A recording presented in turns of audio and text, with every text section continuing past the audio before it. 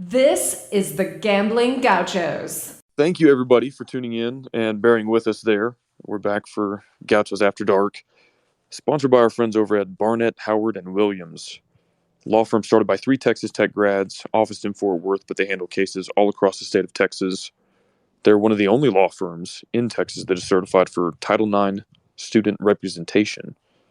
They also handle catastrophic injury, and for listeners in the Fort Worth area, they handle criminal defense and family law matters. They hope you never need them, but they're here if you do. You can learn more about Barnett, Howard, and Williams by visiting their website, bhwlawfirm.com. Thank you to them for their support of the Gambling Gauchos. Rob, how was life, my friend? It's going well. What was better tonight, my bowling or the Iowa State offense? Well, good question. I would actually say so the Texas Tech defense obviously bowed up when it counted, but I'm going to be really curious to see some of these like post-game box score predictions and advanced analytics because Iowa State moved the ball pretty well. And we've been talking about bend, don't break around here for a long time. And people thought David Gibbs forcing like one punt a game was bend, don't break. But stopping them in the red zone 4 times is bend, don't break. But Hunter Deckers was like pretty accurate. He threw for, I think, almost 300 yards, maybe more. I don't have the box score in front of me. And you didn't turn them over. So honestly, they were kind of fine between the 20s. It was just they couldn't punch it in when it counted. For sure. And they've been bad at that all year. But let's do the rest of the Big 12 tonight. We can talk about Texas Tech tomorrow. TCU, man, they keep figuring it out. And as much as Baylor kind of choked that away at the end, TCU reached out, seized, grabbed, finished, was well coached at the end. And even though they ran the ball for some ungodly reason, they got the kickoff and they practiced it on Thursdays. Sonny Dyke said 6 times after the game. Yeah, I have not been on the bandwagon of trying to delegitimize every single one of their wins to this point, but they got really lucky today. I mean, Baylor pissed down their leg on that for sure. And it was stupid to run the ball on that third down. They got away with it. And like, hey, scoreboard is all that matters at the end of the day. They're 11-0. But this was the first time all season where I thought, okay, they got away with one. I mean, yeah. You don't think it would have ended the same way either way? What do you mean? Well, it just Baylor needed one first down and they won the game. But Shapen, I mean, yes, I think Baylor lost the game. And I know you want to do it, but you're going to save it maybe. But Dave Aranda, he's not a great coach. Okay, so a couple things on that. Let's start with the game and then remind me to talk about Dave Aranda. But the game itself, when Baylor had the ball with, I think, right at 2 minutes left, leading by 2, TCU had, I think, all 3 timeouts. You do not have enough. There's too much time on the clock at that point in the game for you to run it out. Like, you either need a first down or you're going to give them the ball back. And even if they have to use all 3 timeouts, they're going to go hurry up and they're going to have enough time to get into field goal range unless you stop them. So you either need a first down or you need a stop. There was too much time on the clock to start playing that. But they run right into the teeth of the TCU defense twice. And then on 3rd and 10, they call what they should have called on 1st and 10. I thought Jeff Grimes blew it. Shapen had his tight end open on that 3rd and 10. If he makes a good throw, it's game over. But the play calling was bad. The execution was bad. The clock management was bad. And they gave TCU the ball back and lost because of it. And Dave Aranda inherited an 11-win team that was playing for a Big 12 title, and he is 500 in Big 12 play through 3 years. Now, the highs were high. He won a Sugar Bowl. He's one of the only active Big 12 coaches that can make a claim like that. He has a Big 12 title as well. But zooming out a little bit, 3 years, I don't think his 3-year record how do I say this? I don't think his 3-year record matches the perception of Dave Aranda nationally. Is that fair? Yes. Who would you rather have for the next 3 years, Matt Campbell or Dave Aranda? At their respective schools, or like if I could have either one of them at Texas Tech? Whatever makes you more comfortable answering the question, Kyle. I don't know. Say the West Virginia job opens up. Who would you rather hire? I think Matt Campbell would do better at West Virginia than Dave Aranda. Yeah. I think they both struggle late in games, though. Yeah, I mean, they both. I think the um, shine has worn off of both of them a little bit this season. But I think a lot of Matt Campbell's problems could be fixed by just hiring a better offensive coordinator. And Aranda is on his better offensive coordinator. Like he fired Larry Fedora after year one, and they made a leap year two. But like he's got his staff in place, and I don't know. I mean, I guess I don't know to what extent we want to write off the COVID year because that was a horrible season for Baylor, and it was Iowa State's greatest season in school history. But if we count it the same as the other seasons, I don't know. I I'm just stuck on the fact that Dave Aranda is 500 through 3 years, and if they lose to Texas, which is very feasible, he'll be below 500, but he'll have this perception and profile about him that is like, oh, well, he's a contender for these blue blood jobs, and he's this elite coach. He's the best coach in the new Big 12, and I don't think that's reality, at least at this point. No, and if you took away the COVID year for both of them, Dave Aranda looks way better, and Matt Campbell looks way worse, really. Right. Okay, we got our first speaker in. Anybody who wants to chime in with thoughts or questions or anything else, feel free to add your name to the queue. You just have to hit request to speak. We have the real fake TJ Otzelberger in the house. What's up, man? Down. I'm currently playing NCAA 14. It's 66-10 Iowa State over Texas Tech. Just trying to get that off, blowing off some steam. Well, we know that game is y'all's Super Bowl even 6 years later, so that's fair. The turnaround. Yeah, that seems to be where it all. We were talking about 2020.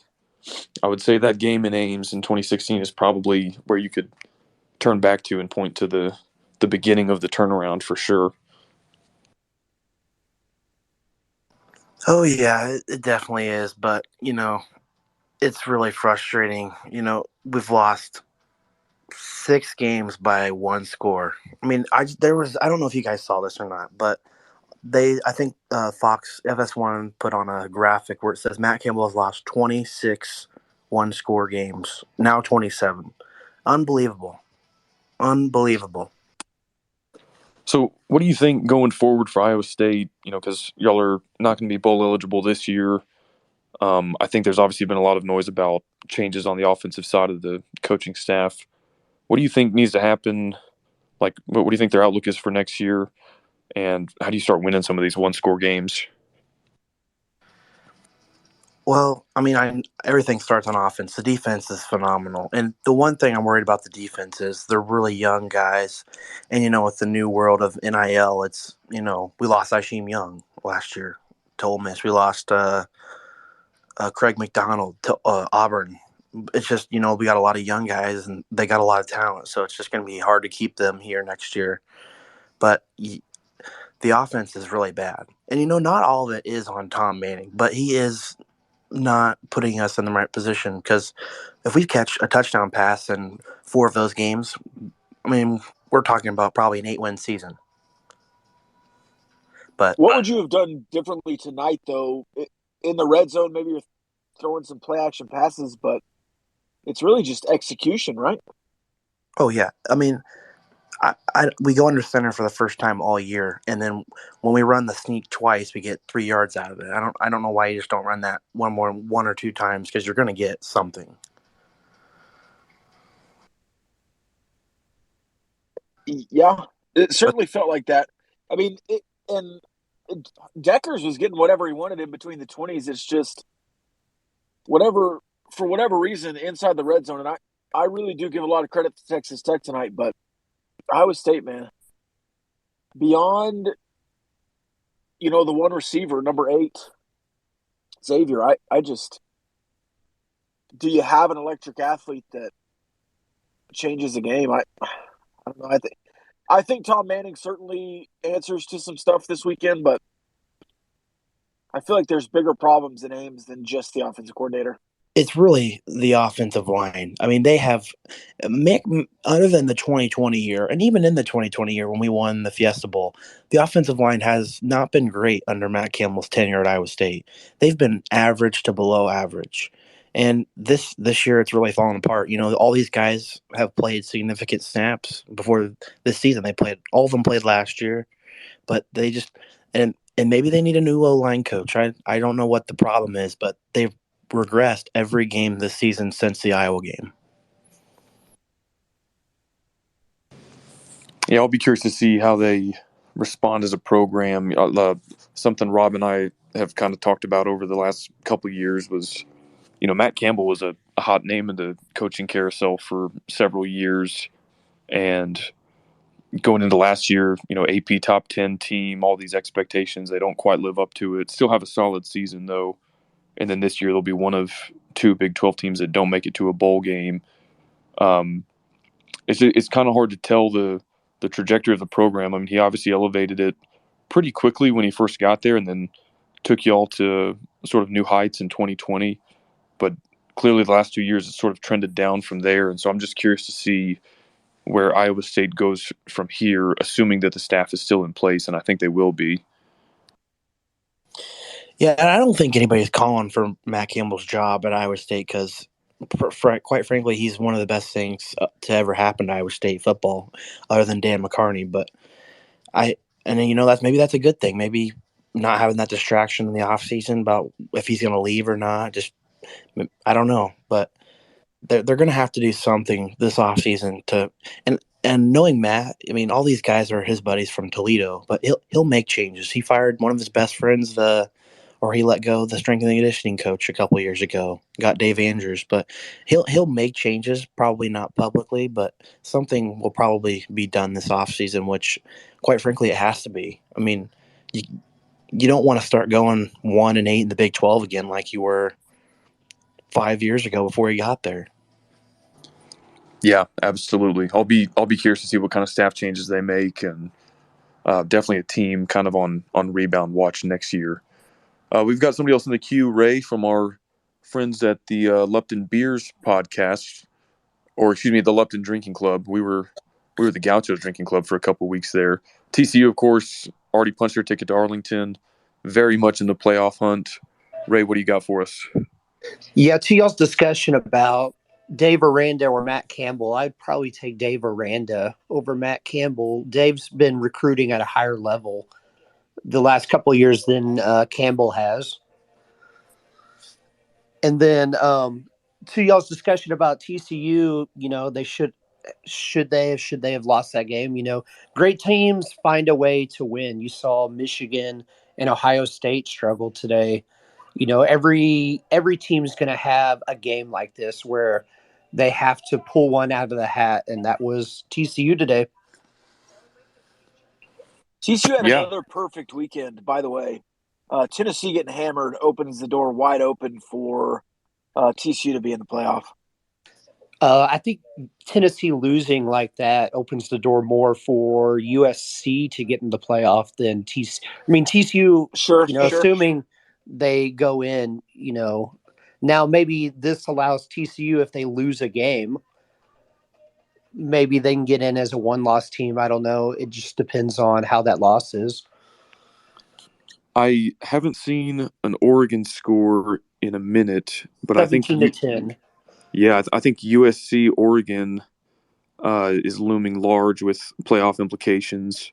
Yeah, Pac-12 probably orders Oregon to lay down there, like in 2014 when Big Ten ordered Wisconsin to lay down. Yeah, Barry Alvarez was on the very first playoff committee, and I think he had to take one for the team there. But I'll be curious to see.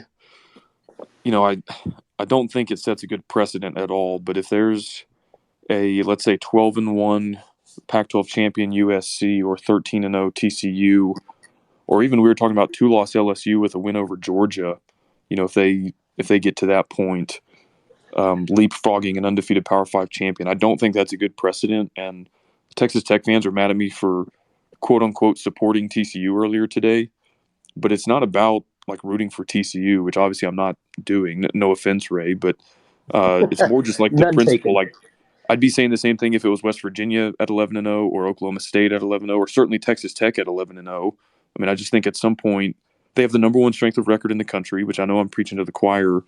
But like literally, if the logo on their helmet was different, it would not be a debate at all. But we're sitting here kind of just like playing through all these scenarios where like before Tennessee lost, thinking of all these one-loss teams that might leapfrog them.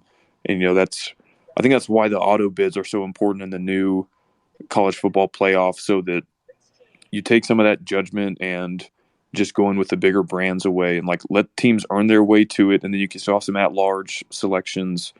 But I'll be pretty pissed if the Big 12 or TCU really specifically gets screwed by being leapfrogged in that fashion. Yeah, I think kind of every Big 12 fan base, except for maybe Kansas State, should be rooting for TCU because it elevates the conference to get, a team into that playoff. I mean, it's just more money for the conference overall. Yeah, and to this point, you've only had one participant. You've had Oklahoma. So in this season, with all the changes happening, it would be important for somebody to cash their ticket. And the last chance for the Big 12 is going to be TCU. And Nightmare especially if scenario. one of these new Big 12 teams, like the new Big 12, if Yeah. one of Yes. these teams can punch a ticket, I think it would legitimize the conference even more going forward. Oh, Yeah, yeah, for and sure. you look at how long it's been since the Pac-12 got somebody into the playoff, and Clemson hasn't been in a couple years. So if the new Big 12 can hang their hat on that and say like, hey, we've only been once, but we've been more recently than anybody from the ACC, anybody from the Pac-12, I think that kind of further solidifies you as third in the pecking order in the new Power 5 landscape, and I think that would be a good thing for the conference. Oh, for Yeah, we had sure. Cincinnati last year, too. Oh, yeah, I guess so. I kind of forgot about them. Yeah, honestly, I forgot about that too. Back to the Pac-12, USC doesn't have exactly the easiest road going forward. I mean, they've got to beat Notre Dame next week, and then they play probably Oregon, maybe Utah here in a couple weeks. Yeah, it certainly won't be easy, and I think that's what the playoff committee is going to use to justify the leapfrog. They'll say, "Oh, well, look how they finished the season. They beat UCLA, then they beat Notre Dame, then they beat Oregon or Utah." Um, so I hope they don't use that logic, but we've seen them kind of go with the hot hand in the past.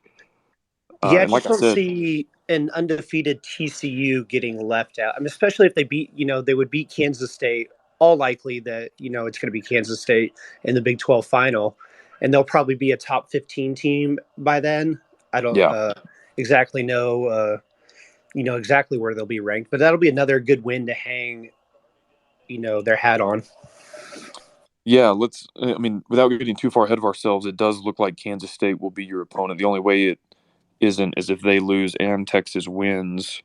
Um, what do y'all think about a rematch with Kansas State in Arlington? I still feel pretty good about it. They would have a week to game plan for Will Howard. Will Howard came in, runs is a completely different quarterback style of play than Adrian Martinez. So you spend all week getting ready for a running quarterback, and then you've got this guy that can come in and then just light you up through the air. They would have a week to game plan for that, and I thought they did a good job during the game making in-game adjustments to adjust to that. So I would feel good about TCU's chances against Kansas State again. Ray, thank you for your thoughts. We might circle back to you in a minute, but in the meantime, we have a speaker, Cole. I think he's a K-State fan, so he might be able to speak to the other side of that potential matchup. Yeah. Obviously, you got to take care of take care of KU first. So it's kind of like, I mean, K State controls their own destiny, obviously. So hopefully we can beat hopefully K State can beat KU next week. Lock up that spot to Arlington. If best case scenario, somehow Baylor beats Texas next Friday night, then it wouldn't matter as much. But I like the rematch versus TCU. Obviously, I'm a little biased, but I would. Well, obviously, a lot can change between now and 2 weeks from now. But I don't know. I think it'd be a really good matchup. Just this, I think beating a team twice in one season is probably going to be tough. And I mean, K State's offense under Will Howard has been completely different all season. It's been quite the opposite of when Adrian Martinez was under there. But to credit to Adrian Martinez, I mean, K State wouldn't be in the position they're in today without Adrian Martinez this season. He's helped us get here. It's kind of a weird spot. I mean, I think most K State fans would agree that we would have never necessarily expected this behind Adrian Martinez, or I'm sorry, behind Will Howard, especially coming into the season. The real big concern that probably right now is K State's safety depth.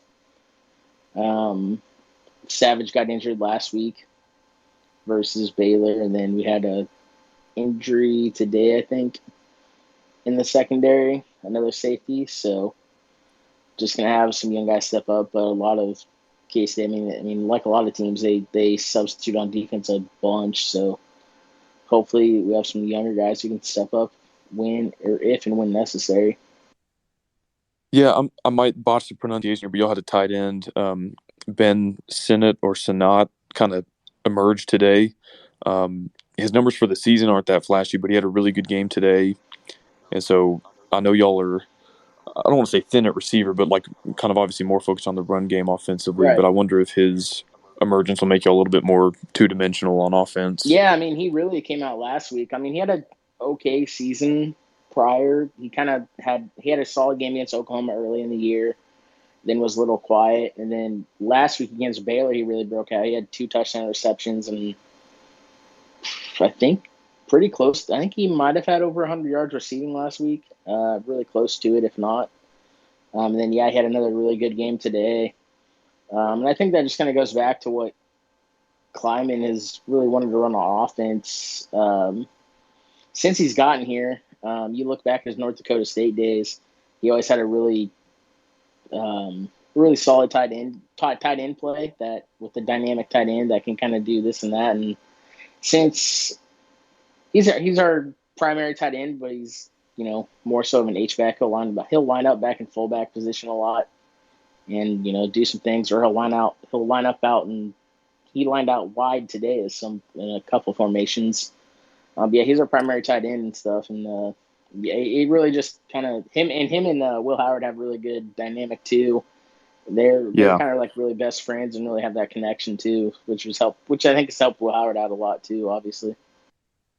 Gotcha. How glad are y'all that you're not playing the Sunflower Showdown against a Kansas team fighting for bowl eligibility? Me personally, I'm glad they're already bowl eligible, but I mean, I still think they're gonna be pretty hyped coming into next week, trying to knock off K-State's chances to get to the Big 12 championship game.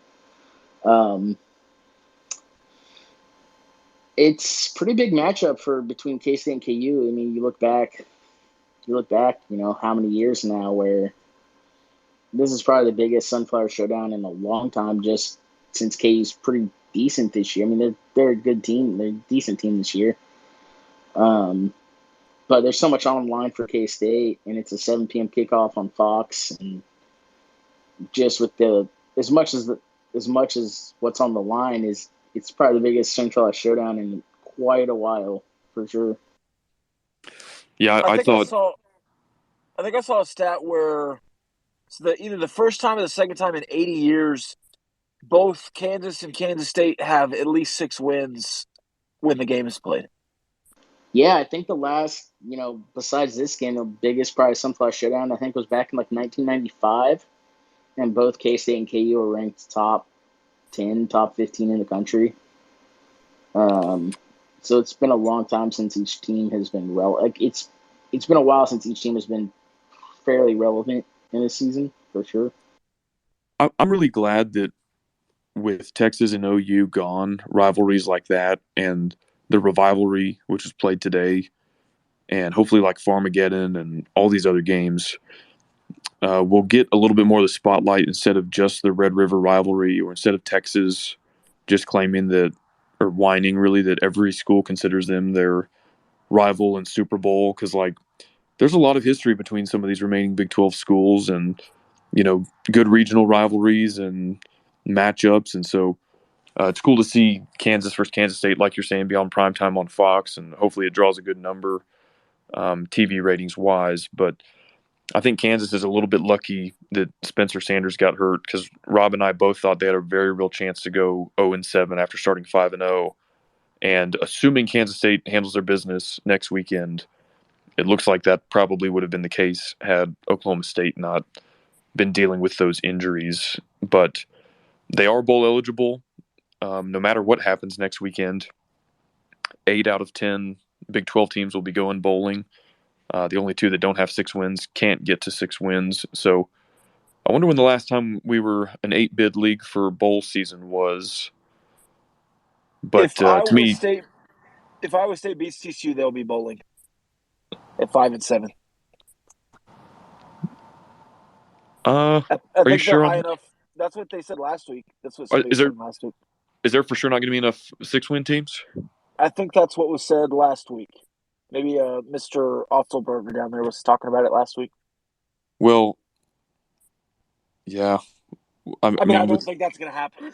I don't think that's going to happen, but with this weekend's, they're not going to win that game anyway. But with this weekend's games and next weekend's, I wonder if there's still enough 6-win teams in play. But I don't know. I guess it's possible. But even still, even if you quote unquote only have 8 teams, that speaks to the depth of the conference.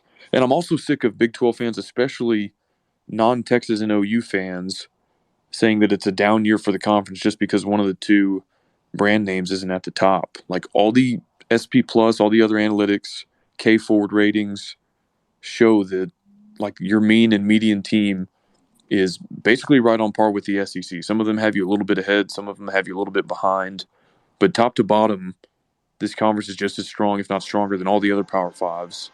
So I don't want to hear that it's a down year for the Big 12. This is like as strong as it's ever been. It's ridiculous because neither of those teams were in the Big 12 championship game last year either. It's Exactly. Yeah, no, there's a very real chance that this season and last you'll have four different Hateful Eight teams represented in the Big 12 championship, and no Texas or OU. So that would also be kind of a cool streak to keep alive if it is Kansas State versus TCU this year, which it's looking like it will be. So I don't know. I just feel like people assume because it doesn't have OU or Texas on the front of the jersey that, well, the Big 12 can't be good if that's not one of the teams at the top of the conference. It's just like the numbers show that that's not the case. Yeah, that's. I thought Jacob, who's in here, made a good point on our podcast this week when it comes to Big 12 not getting respected. It's about stadium size. Does your team play in a big stadium? No, no respect. With the top 2 teams playing in big stadiums and they're down, so the Big 12 gets no respect.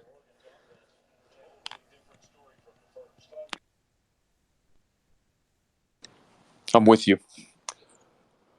So Texas absolutely houses Kansas today, keeps their hopes alive at Arlington. They need, like I said, they need to win versus Baylor next weekend, and they need a K-State loss as well. If one of those two things doesn't happen, then they won't be playing in Arlington. Jalen Daniels comes back, plays a decent game. I guess we'll see him the rest of the way this season. And then what was the other game? Oh, Kansas State, West Virginia. We talked about that a little bit. Are we leaving anybody off, Rob? Oh, Bedlam.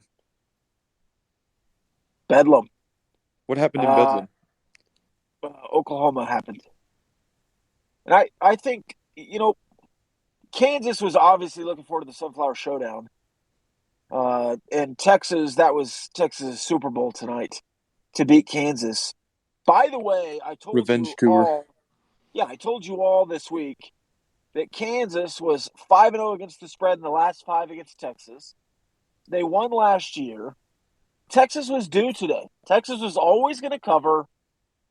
And you all were Here we like, go. oh, +9 is so disrespectful. It wasn't. It never was.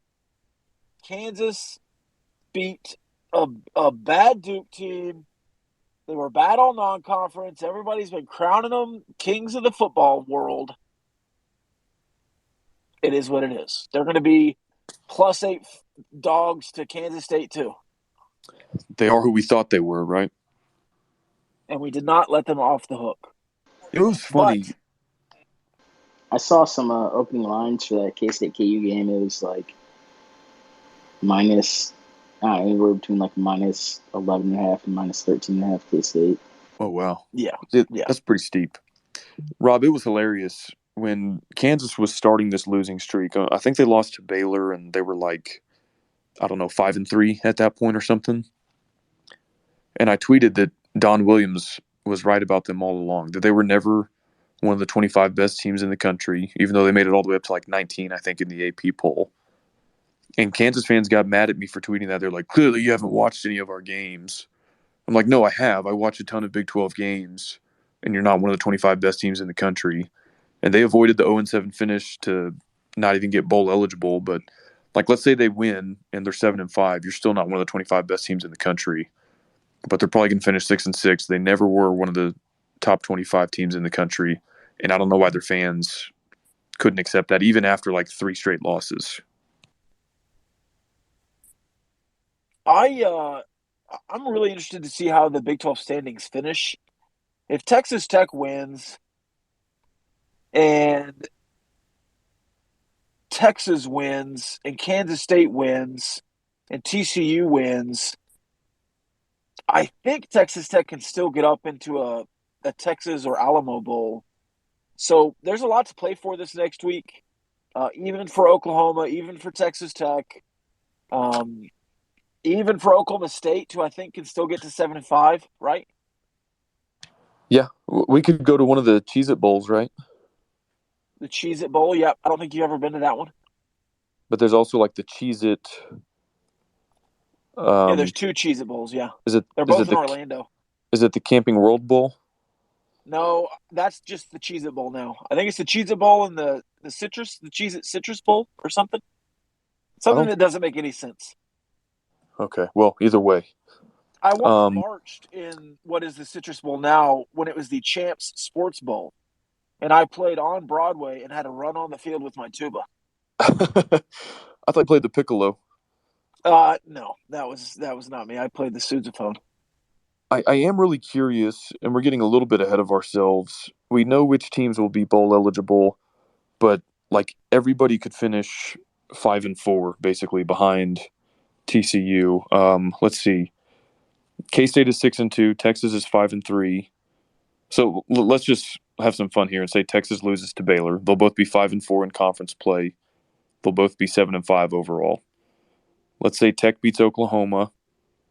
They'd be 5-4, 7-5 overall. I don't know what, but you get what I'm saying. There's going to be a ton of teams right there at like 3, 4, 5, 6 in the Big 12 standings. Yes. And I want to remind people, the bowls. So there's an order of invitation, but they do not pick solely based on the final standings. So if it's the third bowl selection and it's their turn, they can invite the 4th place team or the 5th place team in the Big 12. So every year people are like, oh, well, we're 3rd place, so we're going to the Alamo Bowl. No, not necessarily. You probably have a good shot to be invited to the Alamo Bowl, but the Alamo Bowl can invite whoever they want. So I do think if you win, there's a good chance of, I guess it would probably be guaranteed rate, Alamo, or the Cheez-It Bowl. I don't think you'll go back to the Liberty Bowl. Yeah, or the Texas Bowl. If you lose, I think it'll be Texas Bowl or Frisco or Armed Forces Bowl. Well, I think the guaranteed rate. I don't. If you win, I don't think you'll go to the guaranteed rate. That's the lower bowl because you almost went to the guaranteed rate last year. Well, isn't that a Big Ten tie-in? Yeah, but it's a 6-6 team will go to the guaranteed rate. But if we're not going back to the Liberty though, I think we might kind of default to that if we're not high enough to go to Alamo Bowl or Cheez-It Bowl. Maybe. There's also the Armed Forces Bowl, and then several others that are in Texas but just at larges. Yeah. I think Kansas, assuming they lose, they'll probably get the last invite. I can't imagine one of these bowls would invite Kansas over any of the teams ranked ahead of them. Like if Texas Tech beats OU and OU is 6-6 and 3-6 in Big 12 play, they're still a big name, and so I worry that they would jump somebody. And there are considerations. You're not prohibited from playing in the same bowl 2 times in a row, but it's unlikely, and they like to avoid that if they can. And so that's why I say I don't think Texas Tech would go back to the Liberty, even though they'll be like right around kind of that bowl slot. Honestly, Texas, win or lose, is probably a really good candidate for the Alamo Bowl just because they obviously didn't go last year. They didn't go to any bowl last year, and they know that their fans will travel well there, and they're a big draw. So, that would kind of stink. Like if you did finish tied with them in the Big 12 standings and you had the head-to-head, I would hope that you would get the invite to the Alamo Bowl over them, but I think that they'll probably get it. Yeah, I don't see San Antonio passing on Texas. No. With them being so close, I kind of see Tech going to the Texas Bowl. Houston, it's a big alumni base. You travel well there. Yeah, I think that's pretty feasible. Honestly, win or lose, I think Texas Bowl is probably pretty good odds. But anyway, we're ahead of ourselves. We'll have probably plenty of time to speculate on maybe next week's podcast after the final weekend's outcomes are determined. Do we have anything else around the Big 12 that we want to get to, Rob? Not that I can think of, man. Sorry, I was busy. Okay. We'll go a little bit more in depth on Texas Tech, Iowa State tomorrow. I think I am going to put myself through a rewatch. As ugly as that was, it was a win, so can't complain. Thank you, everybody, for tuning in. I guess this is our second to last Gauchos After Dark, unless we do kind of a championship weekend edition or a bowl edition. But we appreciate Barnett, Howard, and Williams and their support of Gauchos After Dark. Thank you, everybody who chimed in with questions and comments. And we'll look forward to talking to y'all again next weekend. Love y'all. Love y'all. Go Frogs.